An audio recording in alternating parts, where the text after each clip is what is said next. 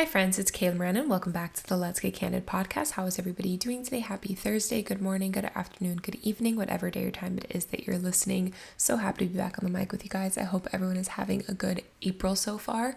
If you are listening to this as it goes live, I will be in Colombia, so I'm currently pre-recording these episodes and I cannot wait. I've been talking about this for a few weeks now. This trip is our big family trip. We take one big one every single year, or we try to at least every other year.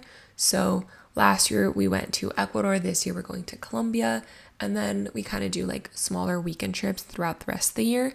But this year we're also going to Napa later in the year, so I'll keep you guys posted on that one. But I've never been to Colombia, and it's a place I've been dying to go, so I'm really looking forward to this. I'm really looking forward to just taking a breather and having a family vacation. It'll be good to connect. Even though we all live together, like my brother and I live at home, we do live separate lives and we do have our own things going on. We've been doing better at having family dinners every couple of days because we finally have a dining room table, which we haven't had for years. But it's still going to be nice to just take a chill pill and like relax, all of us, fun in the sun, do some adventure stuff. We're going to a coffee plantation, we're going hiking, horseback riding, I think. It'll be nice. And then we're going to go to Cartagena and do the boat day to the islands. I'm just really looking forward to it. It's a place I've been on my bucket list for so long, and I don't know if I've ever told you guys, but I'm trying to do 30 countries before 30. So I'm 26 and a half, so I have about 3.5 years to do, I believe, 13 countries. And the goal is to do new countries that I have not been to yet. So that's why it's even harder, because a lot of times I'll go to the Bahamas, or I'll go to Mexico, or I'll go to the Dominican Republic and I've been there already, or like Costa Rica and I've been there. So those don't count. But hopefully I will get to go to Europe and do some more countries. Like I've never done Portugal. I've never done Switzerland. I've never done Germany. I really want to do Istanbul, like Turkey, and I want to go to Prague, like the Czech Republic. And I've been to Greece and I've been to Italy and I've been to Spain, the UK, and France. So not like those wouldn't count, but they're some of my favorite cities and countries in the world. So I'll gladly go, but I'm trying to do new countries. I really want to do Japan, really want to do Australia. I'm dying to do South Africa. So let me know where you really want to go. What's on your travel bucket list? And what's the most favorite place you've ever been to? I love asking people this question. I love immersing myself in culture and food and new people and exploring like a local. So I'm really looking forward to Colombia for that too. Even though I speak Spanish and I'm fluent, it's my first language, Colombian Spanish is so proper. It's beautiful. I love hearing Colombians talk, and I know my Spanish is going to get really good while I'm over there, and it's a challenge for me. And, even though I'm native speaking, I don't look Latina, so people don't think that I am. And then I speak with an American accent. So it's going to be a fun challenge for me, but I'm looking forward to it. I'm up for it. And yeah, that's a little bit about what's going on right now. I don't really have updates for you guys because I just pre-recorded the episode before this, so I set everything on there. And I'm going to save some for a solo pod when I get back in like May. But I'll tell you a little bit about what I'm looking forward to after this trip. I am going to the Miami Grand Prix, so I'm really looking forward to that. That's like 2 weeks after I get back. And I'm really looking forward to being an influencer again. I've really been trying hard to create more content and just like memorializing the little moments and enjoying them more and filming them and putting music on them and making reels. And it's hard. It's not natural to me because usually if I'm being present and in the moment and being intentional, I tend to forget to take out my phone, which is good. But then I only have moments, like bad moments to post and content. And like for a while I lived in that, like especially when I was in law school. And I really wish, like I wouldn't go back. I'm glad it happened exactly how it happened. It really helped me grow and become who I am today. But I wish while I was in law school, I would have shared some of the good moments more and memorialized it and had more content to share and more pictures, because I look back and there's like random photo shoots here and there, but like there's not a lot of memories from law school, like good ones that I have pictures of. Like I don't have pictures really of any memories in law school because I was not taking any, and that's something that I wish I had done more of. So it's something I'm trying to do a lot now, because I feel like this is the season of our lives. Like, I'm always going to share parts of my life for sure, but as I get older, I'm sharing less and less. So I want to be intentional with the parts I do share and share more of the good times, in addition to, the productivity and the business content and the lawyer content, the entrepreneurship and the travel content and all of that stuff. Like, I want to show you guys what my life is really like behind the scenes, the day-to-day life, day in my life's work with me's, get ready with me, travel content, like beyond just like clips of my trip. Like, I don't know if I'm gonna go full pack with me, but I did post a TikTok today while I'm recording this. It's April 6th. So go to my TikTok from April 6th and you'll see I shared a couple of pieces that I ordered from Revolve and Daily Drills and Base that I'm bringing with me to Colombia, or thinking about bringing with me to Colombia. And I asked you to let me know which ones I should bring. So yeah, go check that out. I'm going to try to do more content like that. And yeah, I just have a really good feeling about where I'm going with I'm focusing on new ways of showcasing my life and my content. And someone asked the other day, I was on a call with Maggie Sellers' Hot Smart Rich Girl community. And one of the other girls in the community, which I'm really looking forward to chatting with when I get back to, she asked, are you a house of brands or a brand of houses? Think about that for a minute. And I think right now I'm a house of brands. I have multiple different brands like Kayla Moran Law, Let's Get Candid, Connect to Social, and then Kayla Moran as myself. And like, they're all distinct brands, but there's a common thread. It's me. But do I want to be a house of brands or a brand of houses? So I don't know. I kind of want to see what is the overarching theme of my content and kind of build that as a brand and see the different verticals that would be, and kind of make each vertical like a different one of my pillars. Or do I continue going the way I'm going, where they're distinct brands but the common thread is me? So I'm kind of in that transition phase, and I think she put that so eloquently, because it's kind of what I've been feeling for a while. Like, I think that's why I was so overwhelmed in March, is like, there's so many things I want to do, so many things I want to accomplish, so many things in the works, but how can I do it all? Why am I doing it all? And I know ultimately what drives me in life, that's another question I got asked recently that I want to talk about. What drives me in life is my passion for connection and fulfillment of connection, facilitating connections and community and collaboration. And I love bringing people together and hearing their ideas and helping them bring them to life and facilitating those opportunities and guiding people, mentoring people, empowering people, inspiring people to go after their dreams. And just my driving force in life is community and connection. But with that, how can all of my brands do that? All of my verticals do that? And what is the overarching, like, bigger picture? What's the holding company? What's the, umbrella that everything falls under?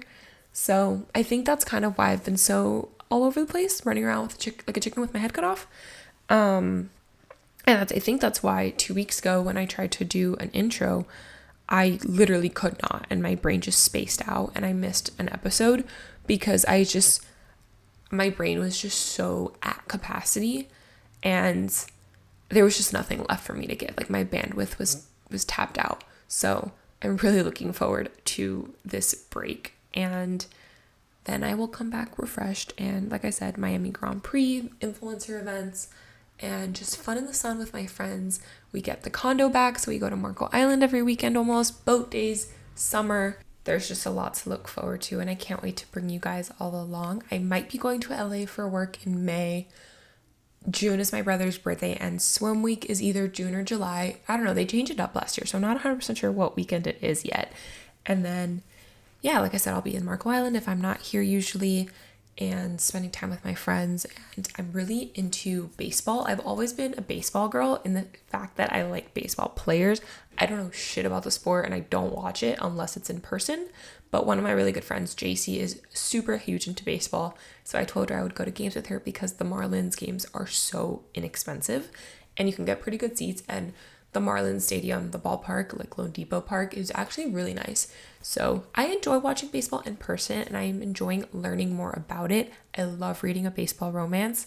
So yeah, I think I'm gonna kind of become like a baseball girly for the summer, which I'm excited about. Soccer season is coming up soon. I love hockey. So a lot of my favorite sports are in the spring. And then obviously fall is football season. I've reconnected with some of my guy friends from college. So I'll probably be going to my alma mater UCF for a football game. You know, I'll be going back to homecoming at Tennessee because go Vols. And yeah, so I'm really looking for, there's a lot to look forward to. Napa as well, turning 27, and just seeing where my businesses and myself continue to grow.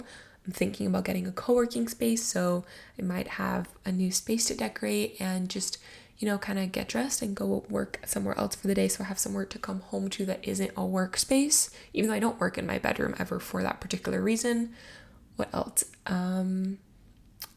New York in August for work. I'm really looking forward to that. I'll probably go for about 2 weeks. If I can try to swing the US Open or Fashion Week as well, I'd love to. But I also love doing Labor Day with my family in Marco Island. So who knows? Lots of travel, lots of fun, lots of work, exciting stuff happening. I've been doing the whole firm thing on my own now for almost a year and a half. So it feels really good to be making connections and building opportunities and projects with fellow attorneys and people in this creator economy world, this crazy place that we live in called the internet. So I have a lot of things I want to lean in on and do. And obviously, of course, focusing on myself and wellness and journaling and all of that fun stuff. But yeah, it's going to be a wild ride the next year. But I'm really looking forward to bringing you all along with me. So, and speaking of wild rides, someone that I love following and I've been dying to have on the podcast for so long, Jen Lauren, is finally coming on the podcast today. So we recorded on Easter weekend and I had a beautiful conversation with her. We talk all about her wellness journey, how she got into wellness when she was working in entertainment PR in the music industry, how she got that job if that's something that you're interested in, how she transitioned to wellness PR and why, going and becoming a freelancer, becoming a full-time YouTuber and podcast host, and then deciding maybe freelance isn't for me and going back to a more corporate 9 to 5 type of job.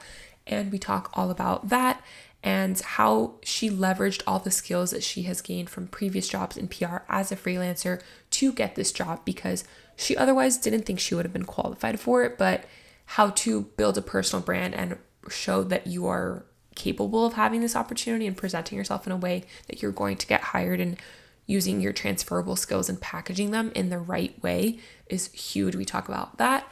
We talk about her running journey and why that's become important to her. We talk about wedding planning and her wedding content and how she has navigated growing up on the internet while having a long-term relationship that she doesn't really share, she keeps private, and why and how she chooses to do that. And it's such an inspiring story for me because that's something that's important to me. When and if I have a relationship, I don't want it to be for public consumption, but I'm not going to hide it, private, not secret.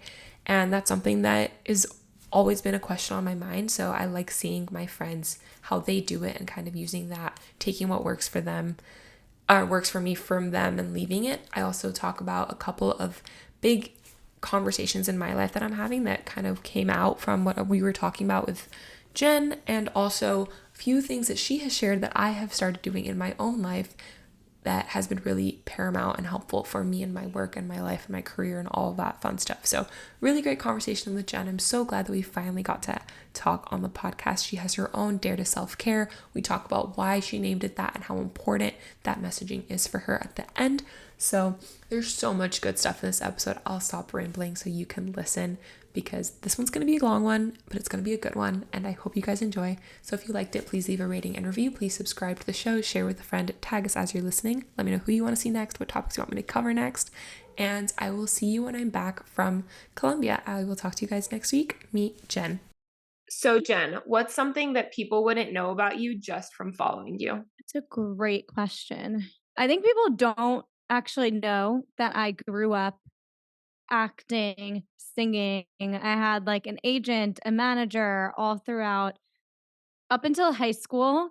I was like out of school and middle school all the time, like on auditions, recording commercials, going to voiceover classes in the city. Like that was a huge part of my life. And then in high school, I decided I cared more more about, like, being cool and having friends and being social, and that part of my life kind of went away until I started a YouTube channel again, but I think actually don't speak about that at all ever.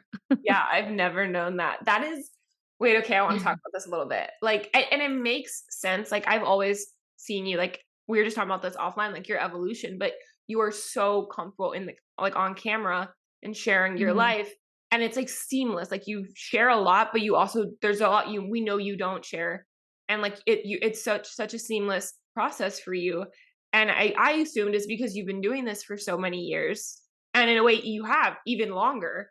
So why Yeah. what were you in like, were you in anything that we would know? Like, what was your experience with acting? Like, is that something that you wanted? Do your parents put you in that and you enjoyed it? Like, how did that come about? No, it was fully me and fully supported by my parents. I was very lucky. My mom was very much like, "If you wanna do this, let's do it, and the second it's not fun for you anymore, let's not." And I got a lot of my work ethic and drive out of that experience, um, and just know it and, like, my love for not love for, but my support of, like, consultations, classes, like, if you wanna do something, you don't have to do it on your own, like, there's so many resources to learn and to get better, and, like, every audition, every year, every class, I was used to being surrounded by people who were better than me and then also still being praised in a way. Like I knew that I could still be good at something like acting and still learn from people who are better than me. And I think I learned a lot about work ethic and all of that. I would like get calls from my manager midday, like in middle school. It's like kind of ridiculous to look back on. I was in mainly commercials, like a Verizon commercial, um, nothing crazy, but it's funny you say that because I had coffee with a content creator yesterday, and she is, like, very niche, so she doesn't really need to show her personality a lot, it's, like, almost, like, product driven, for example. So, she was like, "I kinda wanna start a YouTube channel or a podcast, like, do you use a teleprompter?" Like, asking me all these questions, she's like, "You're so natural, I would be so awkward." She's like, "How did you get to feel so natural, like, were your first videos cringe?" And I was like, "Honestly, even if you go to my first YouTube video, I've gotten a million times better, but you can see that I am naturally very comfortable on camera." Like, I remember I literally remember sitting there making my first YouTube video, I felt alive, like, when I was younger, I hated being in school, I was bullied, all of that kinda stuff, and, like, I felt alive when I would go into the city and do auditions, do commercials, go to improv classes, like, that's just what makes me feel my freest for some reason and, like, most creative. Um, so yeah, from the second I started on each platform, I'm definitely more natural, on each platform now than I used to be, but I started pretty natural. Like, I'm very proud of my first podcast episode. I used to take voiceover classes and all the things. So I think I almost was like trained to do this at a very young age. No, that's honestly, that's it's cool because so many girls, primarily girls, I think our age, like when we started out, sneaking in our bedrooms at 15, like scared of what we were gonna think. It's refreshing that you were like, I feel alive. How old were you when you did your first YouTube video? What was it? It was 6 years ago. It was right after college. And no, I didn't I was still scared of judgment. I felt alive. I loved making it, but like posting it and posting my first one was a different story. My biggest thing was I felt completely supported when I told my best friends, my now fiance, my family, like everyone was so supportive. So that was like the biggest relief ever because at the end of the day, I was like, okay, so people from high school are going to share it. I don't care because my best friends from high school are going to like promote it and be like, I was very lucky to have an army of people who were like, fuck yeah, do it. Like, that's so cool. So that definitely helped. But like, I absolutely was just as nervous to, like, think about what people would say about me as the next person, but kind of getting my army around me before I launched was key for me. Yeah. No, that's really cool. Where did you go to college? What did you study? What did you think you wanted to do? And what made you decide to post on social media? I went to college in New Orleans at Tulane University, and I at that point, I had been acting up until high school, and then through high school, I was like, "Okay, no one's making money acting, like, I'm not doing that anymore, but I still wanna be in the space, so, like, I'll do something in entertainment. So I went and I just studied in communications. If I had gotten into a different school, I was considering broadcast journalism. I thought that I would maybe do, like, I don't know, everyone I feel like similar to me thinks that they, like, wanna be on E! News or whatever. Um, but at the end of the day, I ended up, going to a PR agency, working in entertainment PR, and I was basically the person that was, like, walking celebrities down the red carpet, bringing them to interviews, and I just remember thinking, like, I wanna be, like, promoting something that I did and I worked on instead of just bringing talent to promote their show or whatever. So that's kind of what made me end up starting my YouTube channel is through college, I would binge YouTube videos, and I just remember watching Lauren Elizabeth and thinking, "Okay, she can be on camera, she can be herself, she can talk about mental health or whatever, it doesn't have to be makeup tutorials, and still be funny and entertaining," and, like, I just clicked, like, I can do that because I every career path on camera kind of I abandoned. So realizing that I don't have to act, I don't have to sing, I could just be myself and actually, like, have a message and connect with other people, and honestly, a huge part of it was, like, I want other people who are embarrassed to post also to see me doing it like a normal girl and feel empowered to do it. Now that mission has completely changed because everyone's posting, but at the time, it was definitely, like, a weird thing to do. No, I love So that that was Lauren your Elizabeth inspired me. No, that's I love that that was your mission. I can't really remember what propelled me to do it. Like, TikTok well, I started as a blogger first. I had a full-on blog website. I didn't start with video first. I think I just got on TikTok, like, video because it was what everybody was doing, and I was late to the TikTok game. But my purpose was to share my life online. Like, I was a law student that had questions about or like I was an incoming law student. I was like, what do I wear to school? Can I still date? Can I have a life? Like what like because everyone was saying like you were gonna have no life in law school, you're gonna be miserable, like what are you doing? And I was like, that can't be real. Like that can't be right. And if I had questions, other people did too. So I'm gonna blog my experience.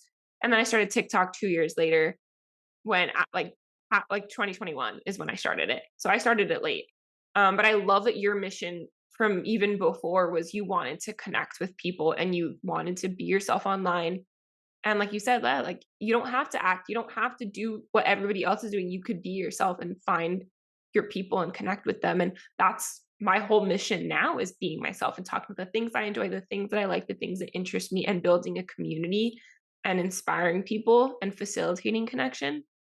You said like it's a different mission for you now. What do you think your mission is now with the content that you create?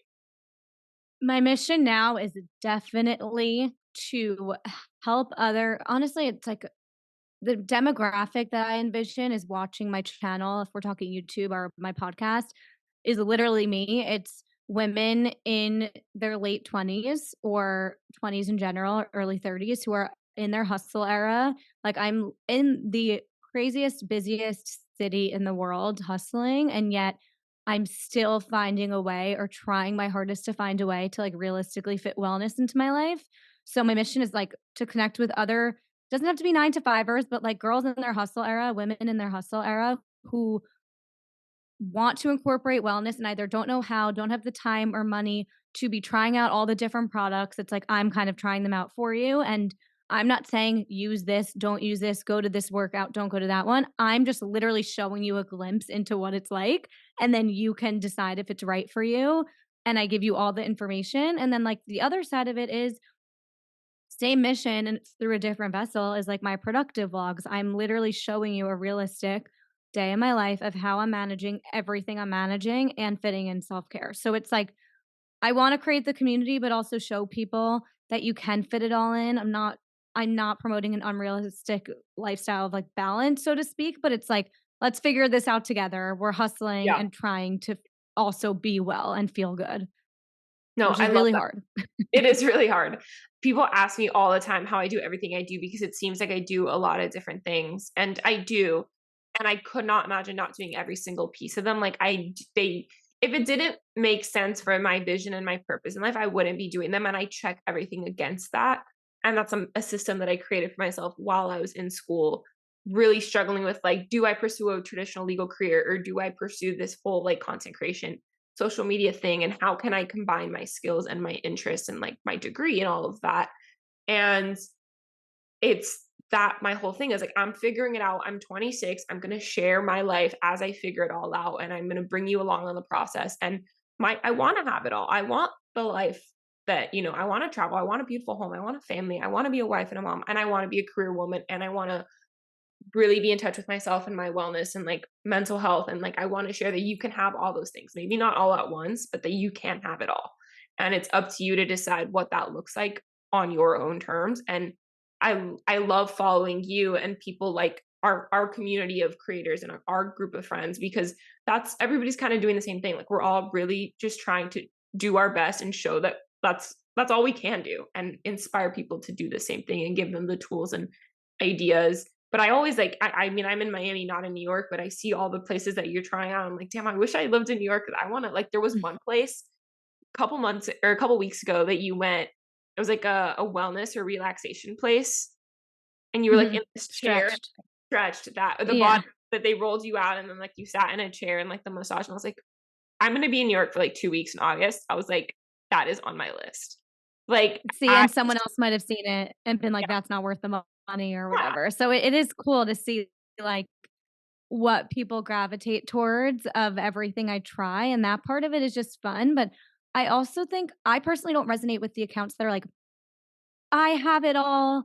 I balance it all and you can too. yeah. I don't. I relate more.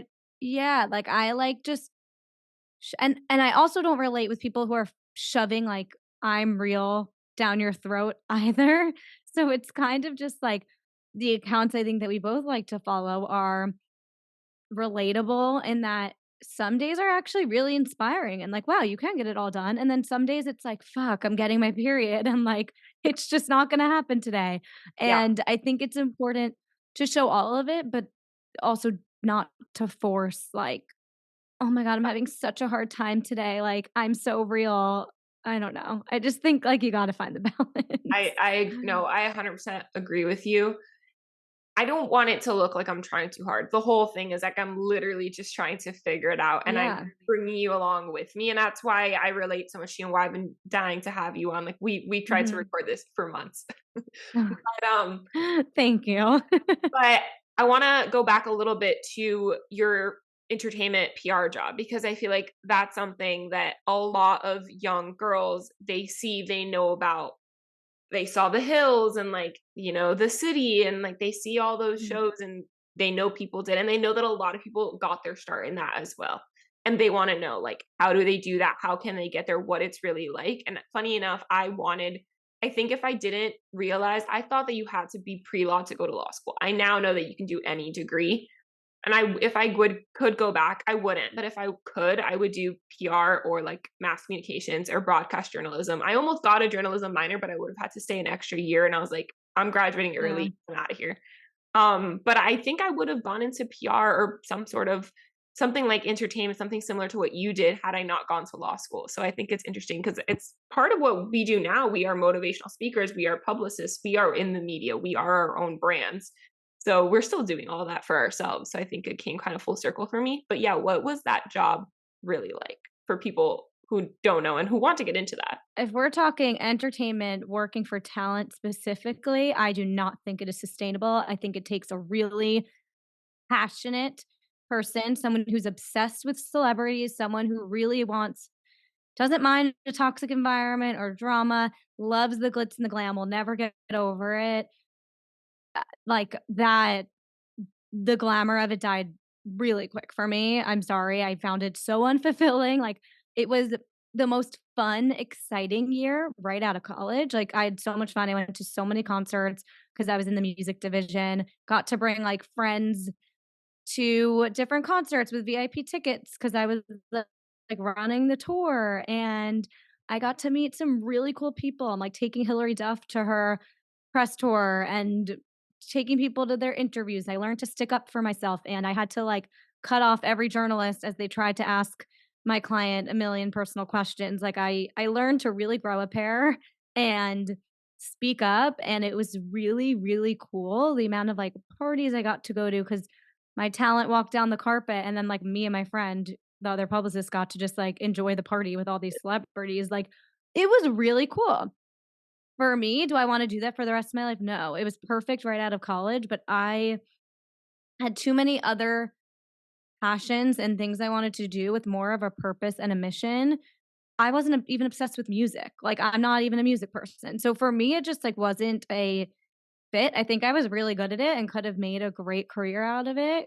If you don't love it, you I don't love give it, and my it doesn't translate, and, like, you lose the joy for it very quickly like you did. How yeah, did you get it, though? Like, exactly. did you get it through internships? Did you get it through connections? For people who wanna get in those worlds, like, how do you even go about that? I guess probably now it's different too, like, 5, 6 years later, but No, I don't think so. I think it's all the same, honestly. I was just at a PR agency like 2 years ago, so it wasn't even that long ago, but, I just reached out to alumni, from Tulane. So I would go on LinkedIn, go to all the PR agencies, see who works there that went to Tulane, and I messaged them.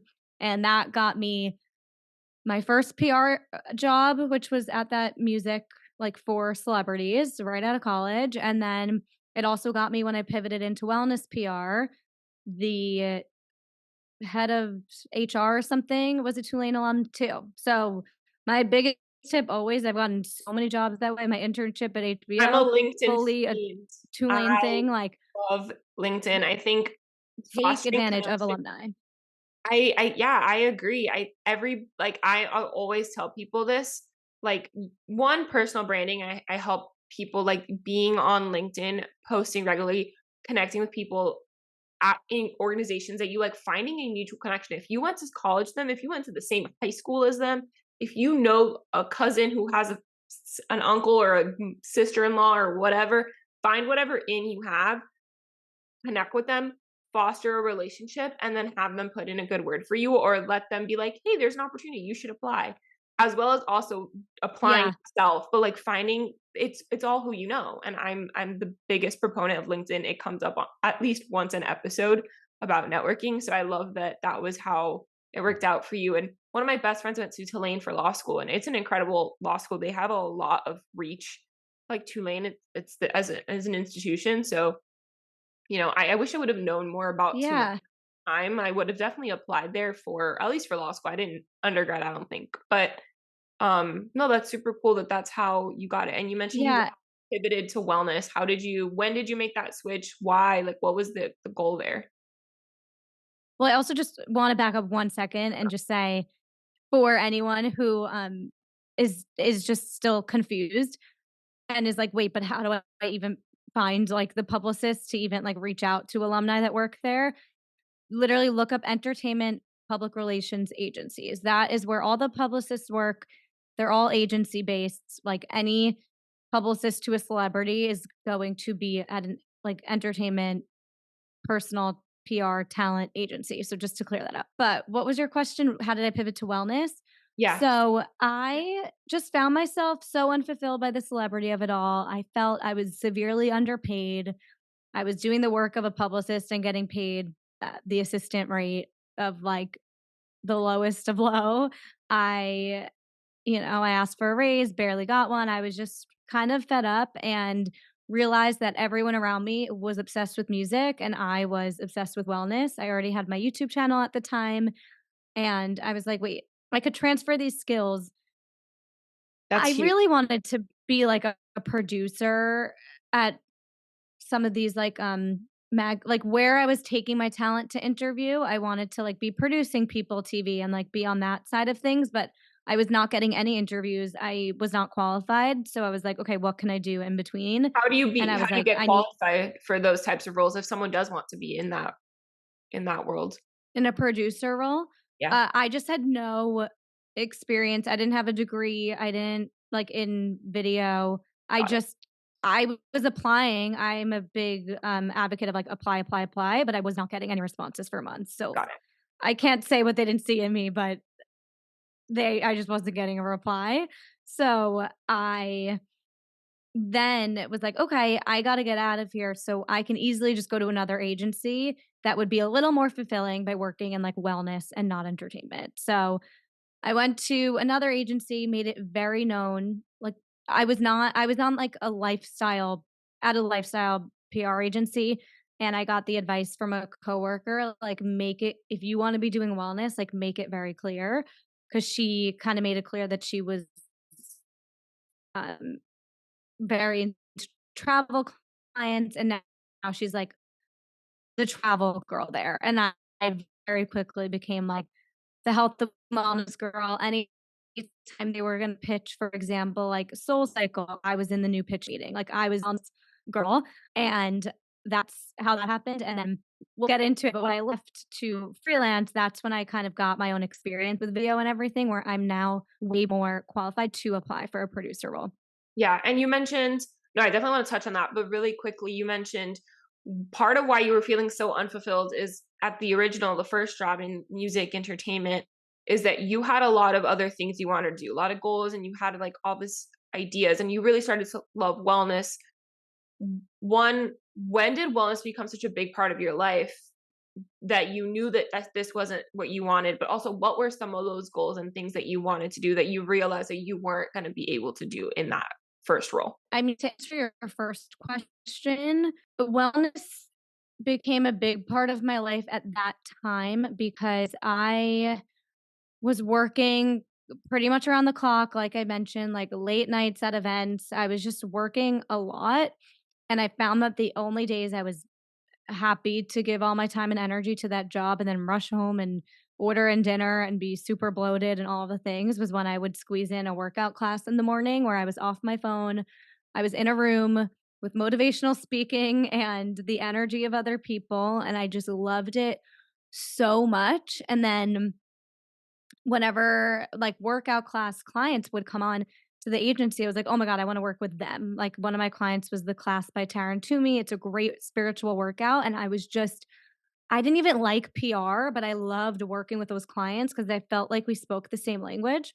So that's why that's kind of what there's a lot of background to it. I grew up in a household where there's like addiction, depression, a lot of things in the family. And before this job, like my whole life kind of tried to like lead by example almost. And I, during the pandemic, my connection to wellness expanded even more so during this job at the wellness company, or sorry, the PR agency, because I was during the pandemic, I was back to living in my childhood bedroom. There's a lot of triggers and a lot of things going on. And I just dove into YouTube, trying out breath work for YouTube, trying out meditation for YouTube, going on walks. Like I just dove into anything that would keep me sane. So the combo of the two is kind of like where my passion for wellness has come about. And then like since then, just healing my gut, healing my hormones, and seeing how that has allowed me to balance everything that I do so much better with just feeling good and having better energy levels and all of that. Like my passion's just like through the roof for so many reasons. No, I love that. I love that that was how it happens. And I love also that you share recently you had your sister on your podcast to talk about her struggles. And I think Mhm. it was really huge that, I don't know what the process of getting her to open up was, but I think it's incredible that you shared that. And that's a lot of people struggle with that and they don't know where to go. No one really wants to talk about it. And that's really powerful that you did for me and my family, primarily mental health, not so much addiction. But it's very similar, like the pandemic and being in law school, being put under the ringer and the stress of it all is what made me focus on my wellness journey. And now I couldn't imagine not having the practices that I do, but it really has only been in the last 2, 3 years that I've really leaned into that. And I think that's why I connect with people like you so much more now also. But you mentioned, I want to touch on Yeah. before we talk about freelance, like those goals and dreams that you had that you knew that weren't going to be fulfilled at that job. I wonder, did it have anything to do with wellness now that that was starting to become a big part of your life, or anything that you're doing now? Or what did you want to do while you were there that you were like, no, I can't stay here? Yeah, my biggest goal and dream, honestly, was to be a full-time YouTuber. I still very much want that, but I don't think I would ever only want that. I think I can't help but like have my hands in a bunch of different projects at once. I tried to make social media my everything at one point and it just kind of got dark. It was like the best year of my life, and then when I left the PR agency, and then the pressure that it put on social media is just something I never really want to experience again. So my goal, honestly, at that point was to become a full-time YouTuber, and my goal is still to grow my YouTube channel, grow my podcast, and have content be a huge part of my life so that I can make money while, fostering a community and having flexibility. I would love to, like, one day I kind of wanted to life. Like, when I have a home one day, if I wanna do a renovation project, I wanna document that on YouTube, and I just wanna be able to I still I mean, you see, like, those wellness unfiltered videos I do on YouTube, they're very much like full productions. I never would wanna, like, just vlog or just show my life. Like, I like to provide value and challenge myself in video production, and I think that's why I love YouTube so much is it blends my passions for both wellness, community, and then also video production and on-camera hosting. Like, it's literally all of it in one, and I just felt like at that point in time, I thought if I just put everything I had into the YouTube channel that I would without a doubt blow up. And that was like the delusional belief I had in myself that I would like a little bit more of now. That was like 3 years ago, but yeah, that is what eventually led me to leave. It drove me to a place where I would like write my to-do list in the morning and cry. Like, I don't know, I can't really get back into that headspace now, but I just remember feeling like I was giving all of my energy to something that was not furthering my own career, where I am now at Dear Media, at least I want to be where my bosses are. Like, in PR, it was just like, what am I doing here? I don't even wanna be who my boss is, and that's kind Yeah. of like a weird you just feel like purposeless. No, it's crazy you say that, and it's not because like I know exactly what you mean, and like I've been in a very similar headspace before, like in law school, seeing the people at the top, and I didn't want that life. And if you don't want that life, why are you following that path? You need to find people that are to look up to see what their roadmap is, and then make your own. Take what works for you, leave the rest. And I love how you kind of said like what you're doing now, it bridges the three things that you love most. Very similar for me. That's why everything that I do, like I wouldn't feel fulfilled if I took one piece of it out. Am I exactly where I want to be? Is there a lot more I want to do still? Yeah, of course. I want to have my hand in a bunch of different projects as well. I'm always talking about all the other things I want to do, finding the people to, keeping them in my back pocket for when I'm ready to pursue those projects or have the ability or capacity or, money, whatever it is. So I resonate a lot with that, and it's hard to get back into that headspace. But yeah, like that's huge. Like I, you realize it early on, which is hard. A lot of people don't realize that. A lot of people put a lot of time and energy and effort into a career or a job, whether because of the money or their degree or they think it's what they want and they ultimately it's not, but then they feel like it's really hard to leave for whatever reasons. And the fact that you took that leap for yourself to say, all right, I'm going to go freelance. I'm going to figure this out on my own. I'm going to give it my all. You did until you couldn't anymore. And then you realized, okay, how can I combine the things I want? How can I get back some stability? Or which I want to talk about, like what that transition to freelance and then out of freelance was for you that led you to where you are now. Like that was what happened for me. That's the goal with starting my own businesses and starting my podcast and continuing all of that together. And fuels the conversations that I have and everything that I do. But what was, the intention behind going freelance? How long were you freelance? How did you make a living off of freelance and social media for the time that you did it? Yeah, well, one thing I will say is nothing is ever a waste of time. I learned something from literally every single job I had, every PR agency, literally everything. And if I had stayed longer, it would have helped me in X amount of ways. Like, there's never feel like you're wasting your time by staying somewhere for a little longer just while you figure things out. But As long as you're Um, figuring things out, though, I think too many people stay without having a plan. They just hope that it's going to get better without putting in the effort. That's what I mean. But I do yes. agree. It's never a waste of time. Everything happens for a reason, and there's always transferable skills. Yes. And I don't always honestly recommend the route that I took because first of all, like I have a lot of privilege to be in the situation I was. I was under 26. I had health insurance covered. Like there's a lot of my parents were helping me with rent at the time. I was young and I was able to kind of take a little bit of a leap of faith, but it was not a financially smart decision. And so I'm just going to lead with that. But Same. my pivot was the transition was I went to quit my job. I couldn't stand it anymore and I called like the VP or whatever and I quit and she basically called me back and was like, "Hey, you have options. Like let's take a minute. You can be part-time, you can be freelance. Like can we keep you in any capacity? You don't need to just fully like leave." And it was actually a sigh of relief. I stayed part-time, so that income was really helpful. And I think I stayed on like a couple clients, maybe 2, and then I ended up going down to 1 over time, and then I ended up leaving. But I was also I was prepared to quit and had already taken a job at Rumble Boxing at the front desk, which was a weird just all I wanted to do was work on my YouTube channel and work at a workout class studio. It was like this weird, just perfect life that I wanted to live. And let me tell you, it was the best year of my life.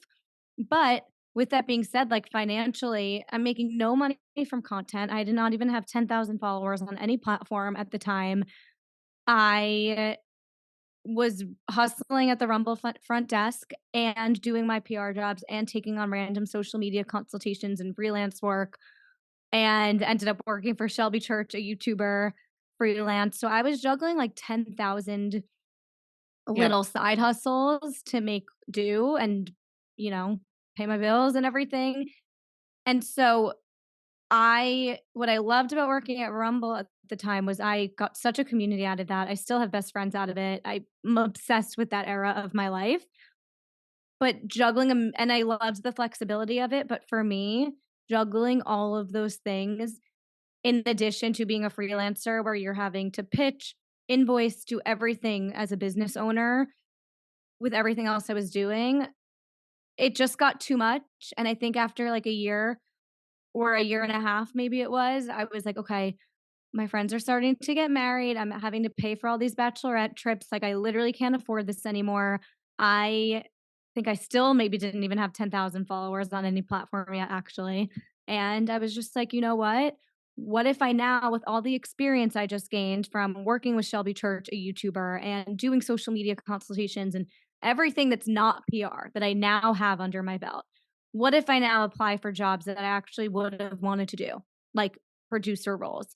So ended up applying for jobs only that I would love to take, like Condé Nast, like things that are more creative, and ended up at Dear Media where I've been for a year and a half, and it's been way better to have a job that is actually relevant to where I want to go. I am inspired by my bosses. I would love to be like them one day. I am learning about and working in the podcast industry, which is completely relevant to me having a podcast. So I think that break was so necessary. And eventually I just needed some more structure and stability. And I found it through a different avenue than going back to something that didn't make me happy.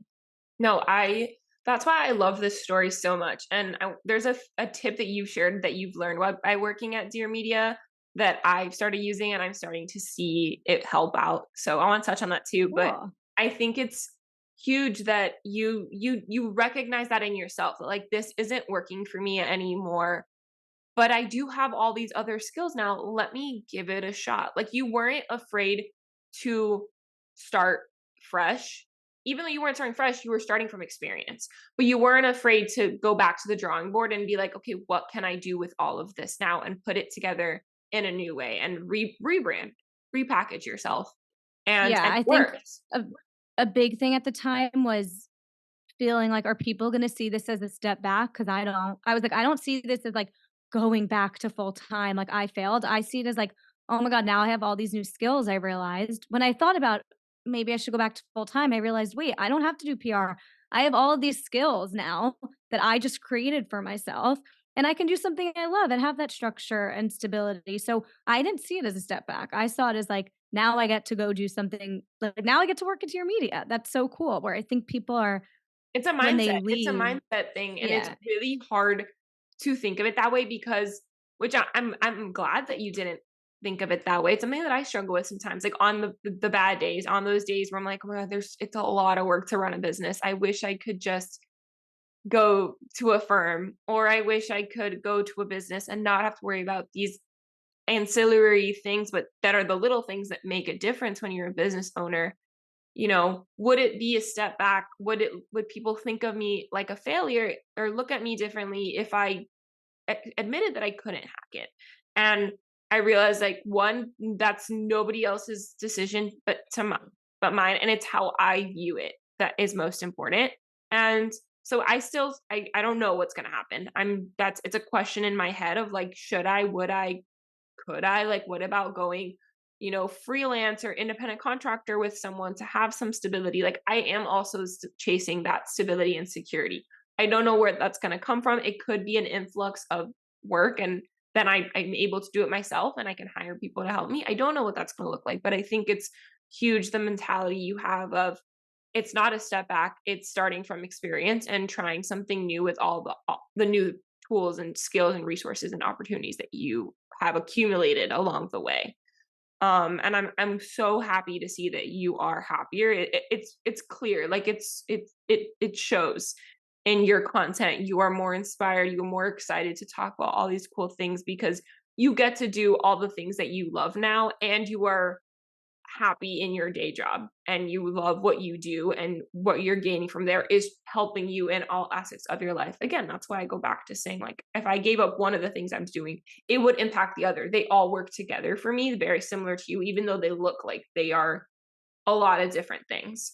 yeah. I But mean, a job is still a job. Like I work till 7 p.m. I'm editing all day. Like there's struggles that come with it. I then have to edit my own stuff, and I don't really have the energy to do that after editing all day as a video editor, so I outsource. And am I making enough money to actually support that outsourcing? Like there's still all of the struggles that come with balancing side hustles with a full-time job, but I think I needed, you have to be self-aware and not ashamed to be like, "Okay, it's time to pivot."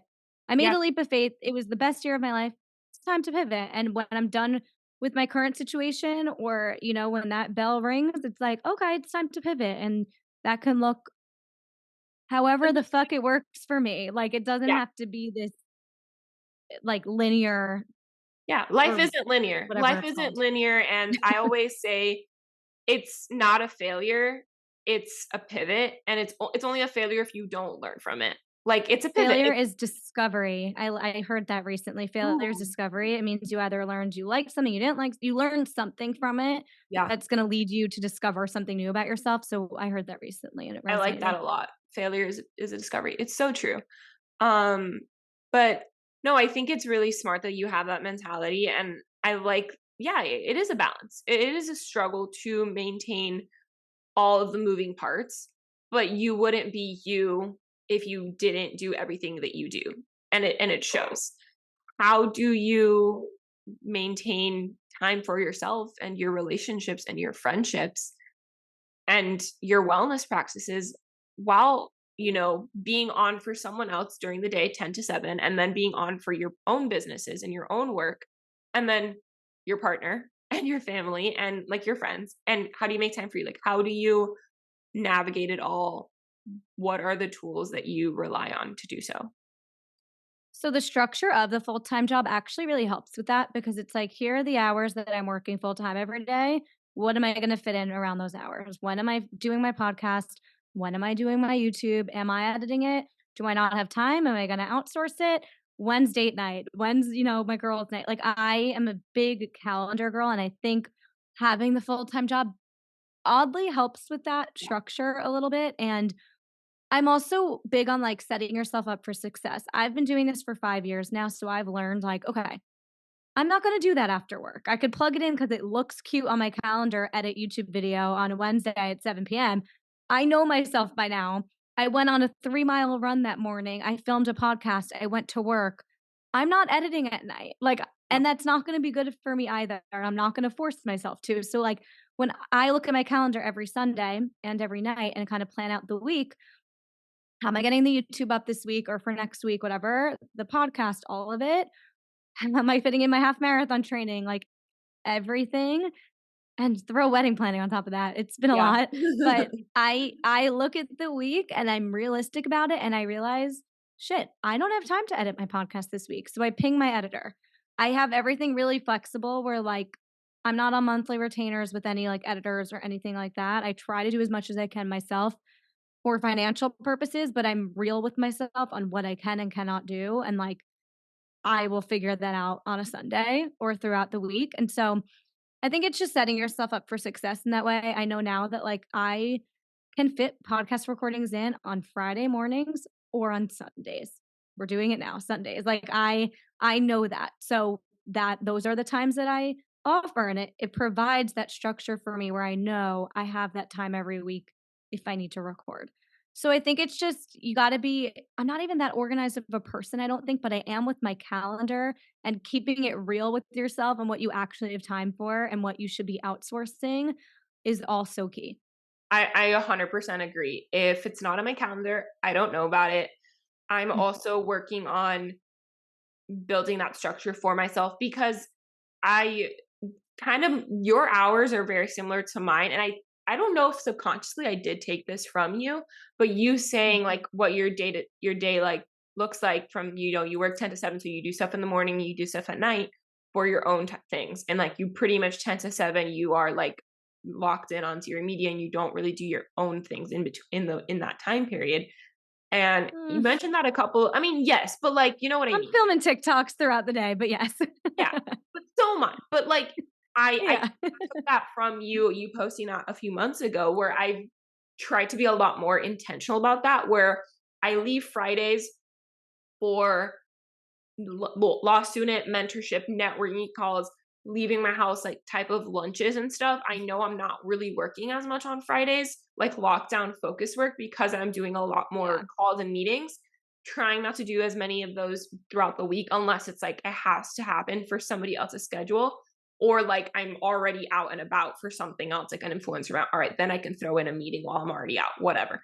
I'm trying to be a lot more intentional about that. Podcast I tend to do later in the day or on weekends, trying to be better about sticking to like finding like you said, like Wednesdays for you or Fridays and Sundays for you, like trying to find like I do my podcast intros on Wednesdays.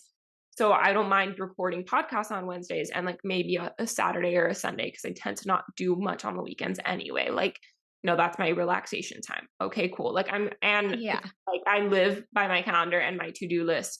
Like it's funny you said like it looks cute on my calendar in there, like, but like I know I'm not gonna do that realistically. Like I've gone a Right. lot Like it fits. about it It fits. physically fits, Yeah. but But it's you're not gonna yeah. happen. And so if I'm scheduling now and I look at my calendar for the next week and a half as I'm scheduling something, and I'm like, I know that if I had 3 events Monday, Tuesday, Wednesday, I'm gonna be dead on Thursday. Like, let me not do that. Maybe I can do Yeah, and Friday. to that point, if you're doing something like YouTube where you need to look presentable, like be realistic about, okay, I can't tell you how many times I'm like, okay, I'm gonna go for a run at 8 a.m. and then from 9 to 10 film a YouTube video. By the time I When are you shower, getting get my ready? Yeah. like it's just not gonna happen. So it's like I did podcasts today and they're all on camera. I just was on seeing other people and like I did my makeup for the day and I knew this is my rest day from working out. So it's easy for me to like, it's just like little things like that that you might not think of at first, but you'll learn as you start your side hustle and everything. Like just learn what actually works for you, not just what sounds good in theory. Yeah, 100%, 100%.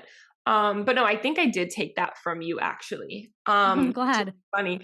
But the other thing that I took from you working at Dear Media, which is something that I don't know whose podcast you were on, but you mentioned that one thing that you do for them and that you started doing for your own podcast to bring in traction is periodically you will pull other clips from old episodes and repost those. Like, so there's always something going And I've started, if I see that I'm going to miss an episode because I haven't had a chance to record, I don't beat myself up. I tell my assistant, pick an episode. What do you like right now? What's in the archive? And you share an old episode. So I'll periodically share old podcast clips. I'll more be like, Yeah. this is going on in my life this week. Can we go?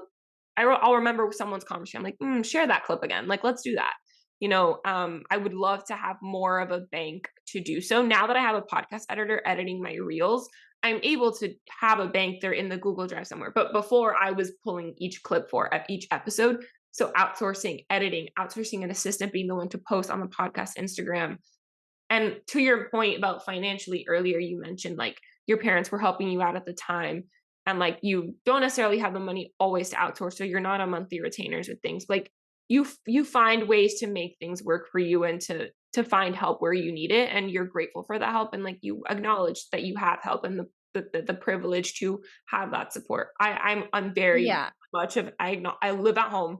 I very much acknowledge I have the privilege to do so. Living in an expensive city like Miami, I would love to live by myself in an apartment. I'm not there yet because I'm building other things and I need to put my money into that. I'm saving to buy a house, but I will invest in a podcast editor and assistants who help me run all of my businesses so I can make time for myself.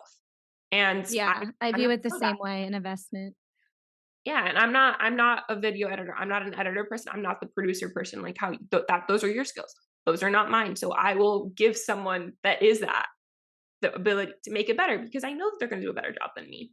Well, so your strengths. that's what's hard is I actually think I would do a better job at a lot because I do it for my full-time job. It's really hard. Like I love pulling my own podcast clips because I do it all day long for the Skinny Confidential. It's all I do.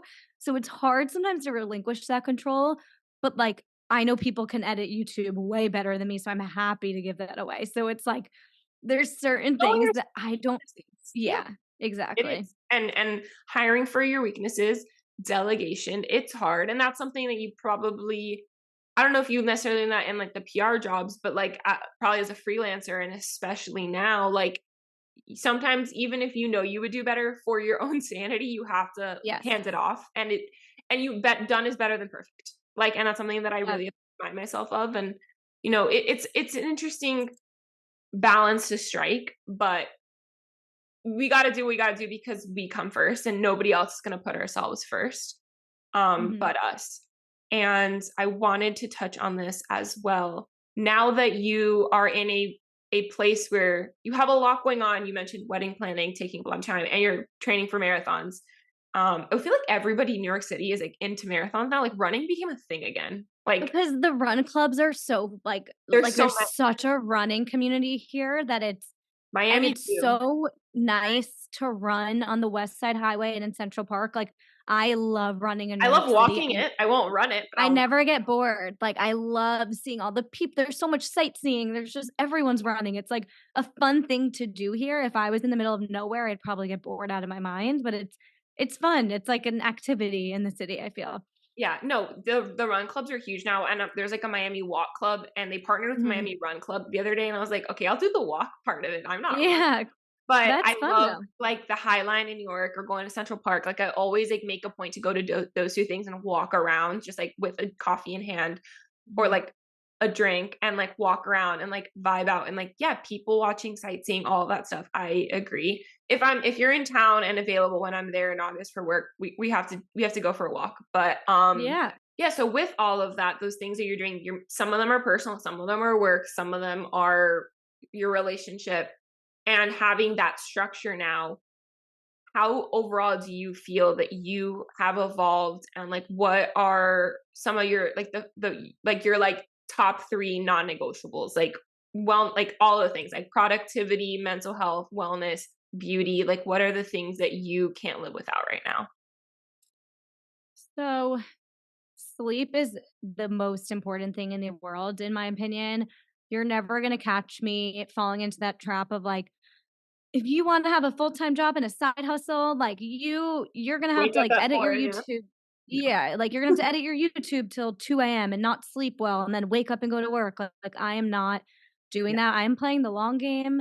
I cannot be efficient and good at my job, my social media, show up in any capacity for anyone that I love if I'm tired, one, but also that is going to affect my entire system. I think ever since healing my gut and also balancing my hormones after getting off birth control, after doing all of that, which took a long time, and now saying it sounds like just something that took me 5 seconds, but after doing that, the amount of, like, energy and peace and all of the things that I feel I have to accomplish all of this, to have a morning routine, train for a race, do my full-time job, get YouTube and podcast videos up. It sounds so easy. It's not. It's really hard. It's stressful. I could get into the nitty-gritty if you want of, like, how I make time for Ethan every night and all of that, but, like, I really attribute it all to putting my health absolute first. Michael Bosstick says it all the time. His health comes ahead of his kids, ahead of everything because it trickles down, and, like, I'm a, I I mean, think I don't have all kids of that comes or a from sleep. partner, but I 100% agree with both Michael and you, and that's why I love the Skinny Confidential. But I think that's why so many people love it. Yeah, and I think every area of health can stem from sleep, so my biggest thing is, like, please don't fall into the trap of staying up all night working on your side hustle. So my non-negotiable is doing everything you can to prioritize sleep, which there's so much. My Hatch alarm clock is, like, my favorite thing in the entire world. I want to Changed get my one, life. but I sleep with an eye mask, so I'm Me worried that I'm too. not gonna. Okay, No, okay, me too.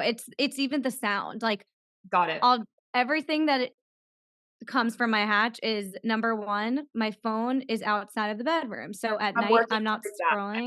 I'm trying so hard to not do that. Well, it is easier with a partner, I won't lie, because 'cause Yeah, I'm distracted, talking, you know what I mean? Like, when I yeah, lived alone, it was way harder, I will give you that. Um, but anyway, my phone is not in the room, so that helps me from not scrolling at night or in the morning, which overall helps me with sleep, mental health, all yeah. of it. We're working on that. When I go into the bedroom at night after a rushed New York City day, there is a red light on and a campfire sound on coming from my Hatch, which just, Okay, I like, have the red light, like the salt lamp. Lauren's the salt lamp that she I talked have that too. about that. But I've Yeah. been debating the Hatch, but I just didn't know if wearing like an eye mask it would work. But I'm gonna get it. Well, it still wakes you up really gently with, like, flutes or birds or however you want to. Even just being woken up in not, like, a jarred way and Yeah, not needing your phone to, like, click off alarm first thing in the morning where you yeah. fall into a scroll trap, that's Or helpful the snooze in trap. itself. That's my problem. The snooze, and then I wake up like, oh my god, I have to do something, and then I open my phone to like do it, and then I'm already checking, and I'm like, no, day, like I need to go sit in the Exactly. sun for 10 minutes and breathe to like recenter my life. And when you take your eye mask off, to have light in the room is really helpful because I find that if my alarm goes off, even if it was my Hatch and there was no light, like, if it was pitch black still in my room, I'd be so much more inclined to go back to sleep. So even when you do take off your eye mask, it does help you wake up seeing the Yeah. light. No, I have like a neon sign behind my bed. So as I'm taking it off, I turn on the neon sign. I still have to get up to like open the blackout shades, but I'll like do that so there's some sort of Yeah. light that's not a super harsh light. Yeah. Then I'll get up and like open it and go outside and sit in the sun while I drink my water and then my coffee. And then I'm like, okay, now we're good. Oh, But that sounds so nice. I have no outdoor space in New York City. that's the other reason why I'm like selfishly like glad I can live at home, and like I'm very Mhm. privileged because I have a backyard, and until I can afford myself a backyard or like an outdoor space that's not Balcony. like yeah, a balcony, like I need to ground myself in like grass and like stuff. That's what I'm working towards. Yeah, But because no, you I could even, agree. like, be in pajamas on your balcony. I can't, like, walk outside on the street, like, in a robe. Yeah, exactly. Um yeah, no, I agree with you on sleep for sure. And I it's funny you mentioned that. We can get into the nitty-gritty of like how Ethan and I, like when you said that, I was like, I do want to bring up your fiance now. We were talking about this offline. You know, you guys have been together for a really long time, and he's been with you throughout every step of all this journey that we've talked about. And I'm sure he's gone through his own evolutions, but what do you think is how you have been able to continue to grow together through all of these ups and downs and you really figuring out who you are in your career and what you want and what makes you happy in these routines and healing yourself, maintaining a relationship from such a young age until now that's hard. That's impressive. That's, it's really special. How do you guys foster that connection, continue to build on it, support each other and all of that with everything that you guys do? We let each other grow as individuals and we support it and encourage it. We're never I think a lot of people kind of freak out when like their significant other is changing or, like we encourage it. We get excited by it. We're like, I think I keep him on his toes with like every year me wanting to do something new. Like I think he in a weird way probably loves it about me, even though that's not how we first started. I was not like that. He once said to me, like 2 years after I started my YouTube channel, I think, he was like, I think someone said, "What's your favorite thing about Jen?" I think that was the question. And he was like, "It's weird because my favorite thing about you is that like your confidence and not caring what people think, and you never used to be like that. So it's cool that like my favorite thing about you now is something that was never a part of your personality when we first started dating." So I think it would be hard if we didn't like the direction one of us was going in, but we've both had really healthy individual evolutions. Like, like luckily not neither of us have had, mental health struggles in a severe way or like falling into alcoholism or anything that would make it like a difficult change. We've both really just been evolving and maturing and growing in a positive direction because we're really positive influences on each other. And we both try new things. We have similar interests when it comes to like wellness, but totally different careers. And I love that because Yeah. we like to travel the same way. We both want to meditate in the morning. Like he's not like bringing me down, me trying to have a morning routine. And he's like, That's eating huge. bonbons in bed. Like That's that is yeah, so we have this, people don't realize, people don't talk about it enough how yeah. underrated that exact, oh my God. Okay, funny like story. When I was on that road trip, I was trying to journal. As I opened the journal, this motherfucker started blasting like rock music. I was like, No, literally, immediately no. you know what this is. I'm a like, and it was like just the disrespect, like and not even the disregard. And I literally Yeah. was like, "Are you fucking kidding me right now?" Like, it's Yeah.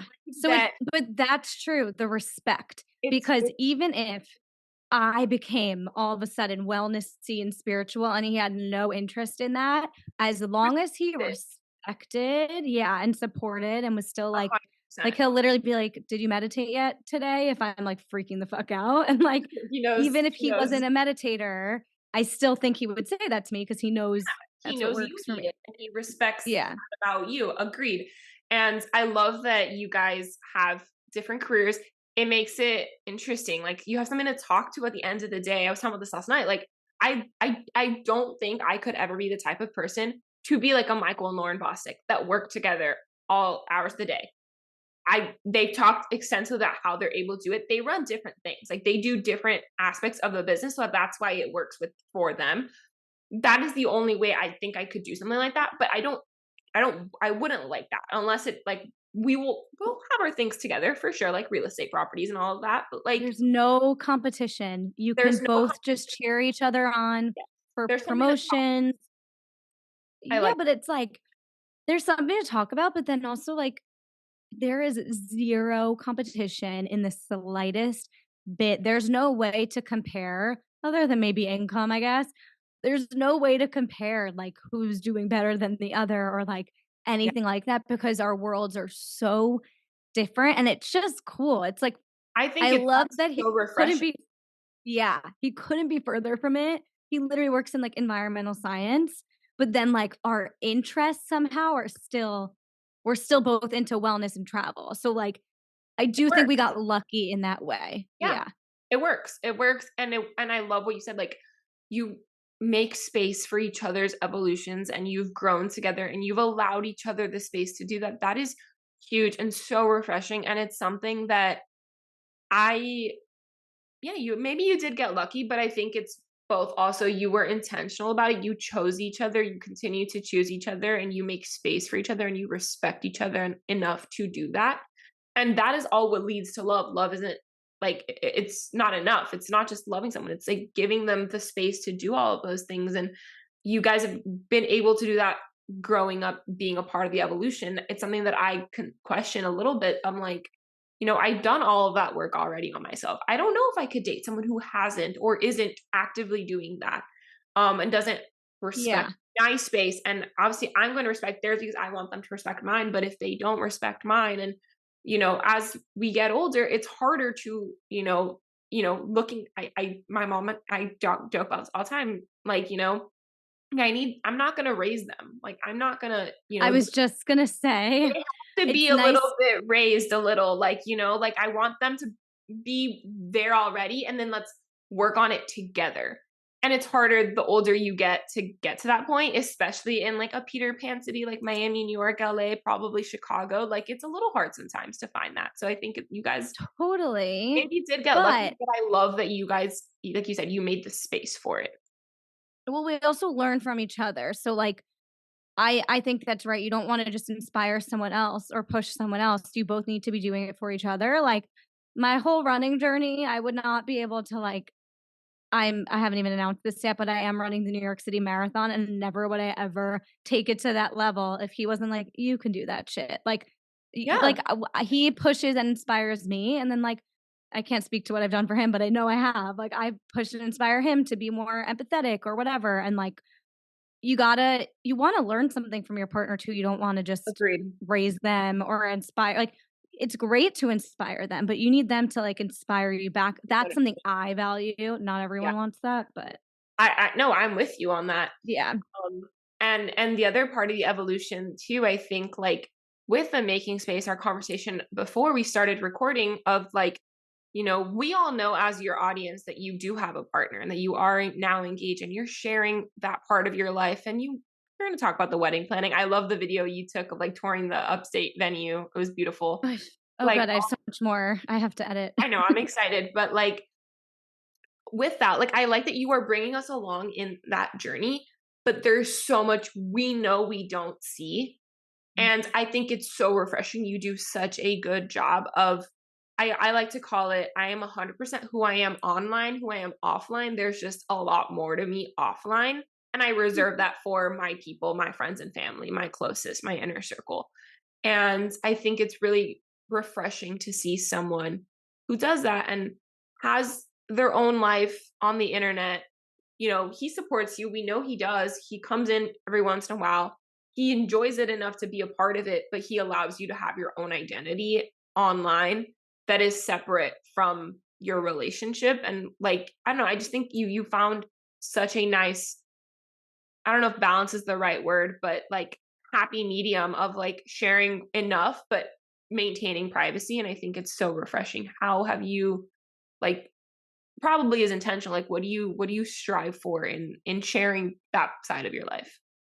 Yeah, I mean, like, even I think we're most vulnerable on the podcast, and it's only once in a while, but it's more so like we're not diving into our we're not one of those couples going on the podcast talking about every fight we've had and whatever. Like, there's certain things.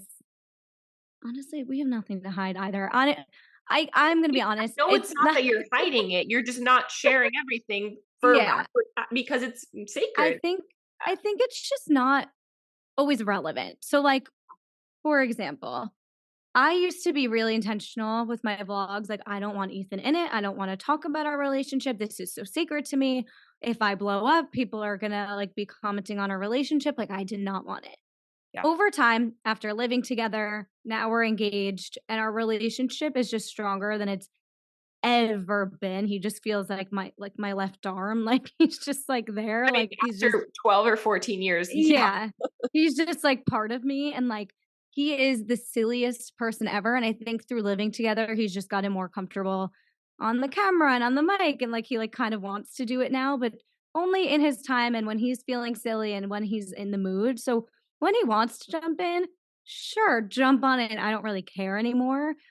But the content, I think I've just been sharing more I share about, like, the wedding planning process, how he proposed, like, things that are relevant to me and what I'm sharing about online, like, one of my new pillars is wedding planning that I'm gonna be creating content about, so, like, he's a Because it's little relevant relevant to your there. life. Yeah, Yeah, it makes sense. but yeah, and then I'll probably have him on the podcast to talk about running, like when it's relevant. I think that's a good barometer. I think Yeah. that's a really good way to think about it because, yeah, like going back to Lauren and Michael, like they share a lot, probably a lot more than you and I would be comfortable sharing. But we also know that there's a lot that they don't share, and they're not sharing their fights. It sounds like they're fighting each other and they're like messing with each other on the podcast, and like they like to have fun. But we know it's out of love and respect and genuine like interest, and because it's relevant to their lives to share about those things, and it's their personalities. But there's a lot we don't see, and I think relevance is a good barometer of that. Like it's relevant for them to share those things because their podcast is him and her. It's both of their voices, both of their takes. They're both questioning, they're both interviewing, they're both having the conversation, facilitating it. Yeah. You About know? a topic. Like Yeah. I'm down to like bring him on and talk about his wellness journey. Like I'm very open to like people getting to know him, seeing our silly banter, talking about a specific topic, Topic, but not like a but free for all. right, not like about us and like our sex life. And do you know what I Yeah. mean? Like it's Yeah. not Yeah. a Jen and Ethan channel, but I'm Yeah. happy to have him in because he's my best friend and he's also into meditation and you know what I mean? So Yeah. yeah, it's when it's relevant or when he's feeling silly or I caught him doing something funny and he lets me put it on TikTok. It's Yeah. really just like what No, it is. I love that. It's funny. That's kind of how like with my brother, like he'll do some stupid shit and I'll on Yeah. occasion blast him, and every once in a Yeah. while he'll be a part of it, but it's like it's not a family channel in any way, shape, or form. Exactly. My mom understands and respects that this is what I do. She doesn't love it. I post that I'm out to dinner with my parents, or like, my mom's espresso martini recipe, but it's not like I'm like, hey mom, say hi to the vlog. Like, what am I? No, like, no, it's not about. It's I chose this life. Mhm. You chose this life. They didn't. They're just around. So if it's relevant, you share it, and if it's not, you don't. And I think that's a really good, healthy way Yeah. to do it. But I love that he's still like I love that he's has fun with it because it's not work for him. It's kind of a job for me. And for him, he gets to just when he's in a silly mood pop in. And like I like that he embraces it and he has fun with it. And if he were like, no, that's weird, I'm not doing that, that's cringe, I would probably feel badly about myself, even though it's not about me. Yes. So I appreciate that, like you said, he lets me make it about me, but that he's still like down to be a part of it sometimes for fun and isn't like making fun of me. Yeah, no, this has been helpful for me, and that's why I wanted to ask you because it's something I'm going to look for a little bit more in the future, of someone like, yeah, I don't want them to, no, they don't have to like it and they don't have to choose it, but they do have to respect it and respect that it's a part of my life. And like, And think I it's don't, cool. and yeah, think it's interesting, think it's cool. Like, I don't want them to make me feel bad about myself because at the end of the day, you and I have both built our lives and our livelihoods in this capacity. We wouldn't be the people that we are today if we weren't doing what we are doing in every sense of it and how every step of the way that got us here. So if they don't like that, then do they like us? And like that's something that I had to like, grapple with for a second. So, it's an Yeah, I interesting mean, being camera shy obviously is not a that's red different. flag, but just take note of like the language they're using. And if you feel judged, that's one thing. If they're like, "Oh my god, I could never. That's so cool that you do that. I could never." That's another. Yeah, I agree. But no, I think relevance is such a great way to think about it. But with everything going on and now like you're entering that new chapter of your life, you guys are wedding planning, which I'm nowhere near that world, but it's a lot of our age group is. So it's fun, it's interesting, it's cool to see. I'm nosy and I like seeing it all. I'm like on wedding TikTok because everybody I know is engaged and I'm just like I know. literally I'm stop, sorry. like stop I leaving. know. Like I It's hate annoying. I'm like, I hate you all, but like also it's pretty. But like I know. what are you most looking forward to? Like both like personal and professional life in the next year? And like, where do you see, the next chapter of the evolution coming for you? Personal, I'm so excited to run the marathon with Ethan, not right next to him. He'll be like hours ahead of me, but it's, I'm really excited for that because I love having a goal that's not social media related, not career related. And it's just like, I did this hard thing, I trained for it, and there's an end date, and I can say I did it. And Yeah. with social media, it's not really that. It's constantly, I got 30,000 followers on TikTok. Okay, now I need 40. It's like It never never stops. ending. Yeah. The grind never Right. stops. So I enjoy having something that's fully a personal goal that I know there's like an end date. I will accomplish it and I'll feel so good about it. I just like, it's something I need outside of all the things in social media and career. And then professionally, I'm looking forward to hopefully continuing to grow my YouTube podcast. Like, I don't like to put numbers on it or anything because that's out of my control, but I just really hope to continue growing and making money doing something that I love. And I feel like this is the first year where I felt real momentum and real, like, the numbers have actually started growing and everything. So I'm just really excited to see what another year of that and prioritizing it does, because it'll be year number 6 on social media. So That's nothing exciting. specific, just like I hope my YouTube channel and podcast like grow. Yeah. I think it's going to be year 6 for me too. I started blogging in Oh, 2018. cool. Are you still doing the blog? I have it up, but I am currently working on an evolution of it. It will remain live, Cool. and I still do like a birthday blog post every year, like a letter to myself. Like I did 26 lessons I learned in 26 years this year or November. So I still have it, and there's so much good information. I want to maintain it, but I'm gonna do something a little newer with that website and convert it into something that I'm planning. So there's Cool. always something brewing. Um, but no, I'm excited for you. It's I think your evolution is as someone who is multifaceted and has multiple interests and multiple moving parts. You're someone I look up Yeah. a lot because I'm like, okay, you know, like you said, like, I know if I did it, like like if there's an end date and like I'm proud of myself for accomplishing that. I'm like, okay, like I see your attitude, your mentality, your mindset. I try to reframe mine a lot to that and has been very helpful for me to follow you for that purpose. Thank you. Because I'm working on finding those goals for myself that are not metrics and are not work related, that are personal. Like I'm trying to learn golf. I want to attempt to learn tennis. I'm not trying to be good by any means, but I want Mhm. something beyond, like to get out of my head and into my body and like outside and like out of these four walls, and that aren't work, that if I meet people, the community aspect, the fun, like there's so much more I want to explore and like do that doesn't have anything to do with money and work. It's And so important.